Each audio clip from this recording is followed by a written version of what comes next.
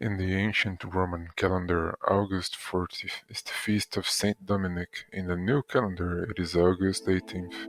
Whatever the calendar we follow, at the beginning of August, we must turn our minds to one of our greatest saints, preachers, and religious founders, not only to ask him for intercession, but also to ask what he can show us today in our own situation. At the foundation of his order, Saint Dominic saw that it was better for his few brothers to disperse, to keep walking, to remain in motion, as long as their interior life was not scattered, but firmly rooted in repose in God. When he proposed splitting the small group and sending it to the four corners of Europe, he was told that he was splitting a delicate organism. His answer is classic: the grain that is kept in a basket rots, but when it is scattered on the ground it sprouts and spreads.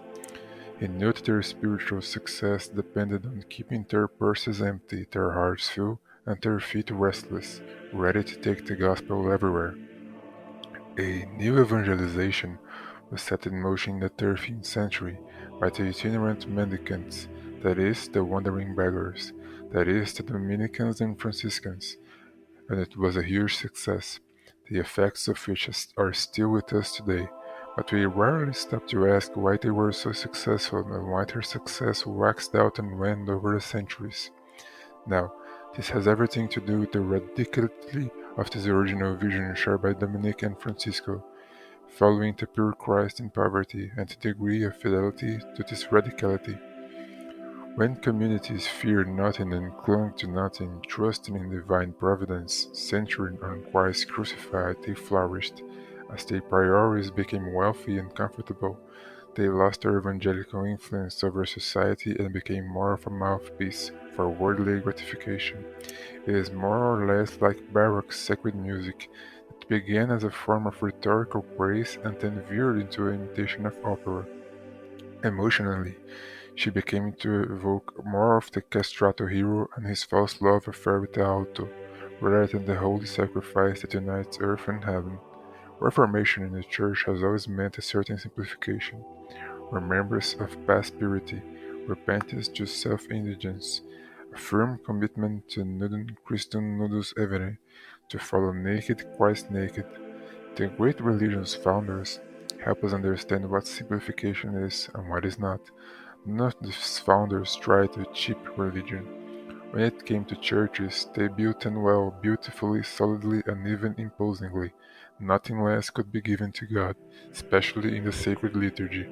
As for themselves, however, they stripped their lives of possessions, dependencies, distractions, fixed places, striving to be as simple as possible in adhering to the highest good.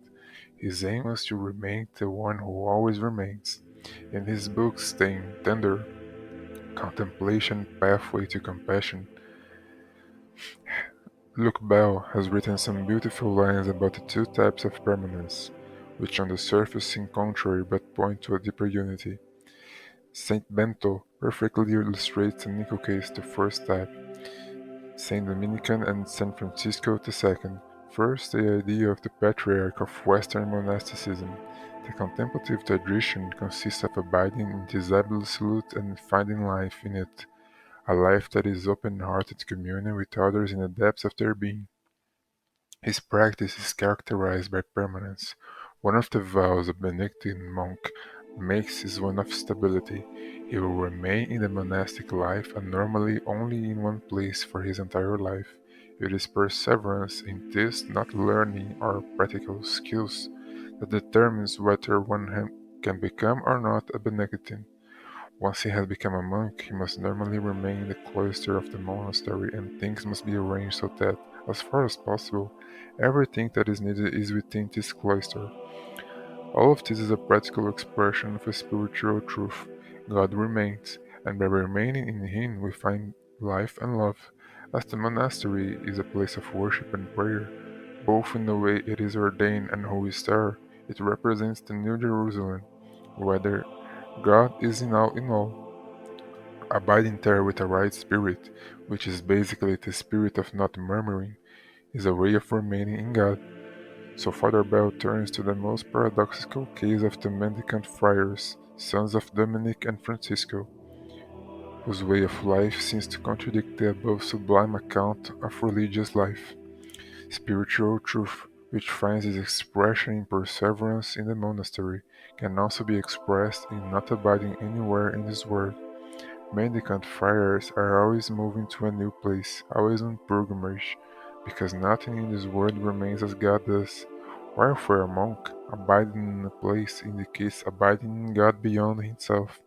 For a friar, abiding in God alone teaches that we do not have a permanent city here, but we are looking for the one to come.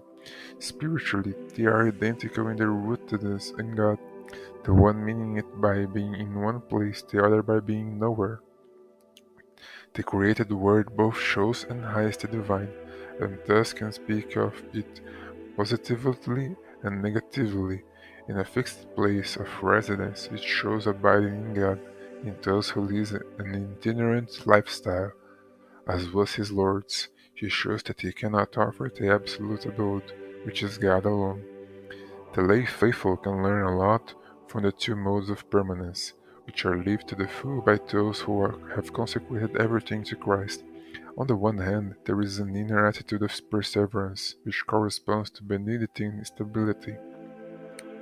We remain rooted in our calling, our spouse and children, our family responsibilities, our work, our good works, come what may, and despite obstacles which will never be absent.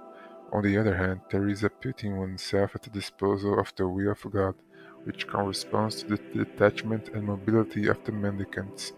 Lay people, of course, should not always be in flux, always on the move, as this would be detrimental to most families, to say the least.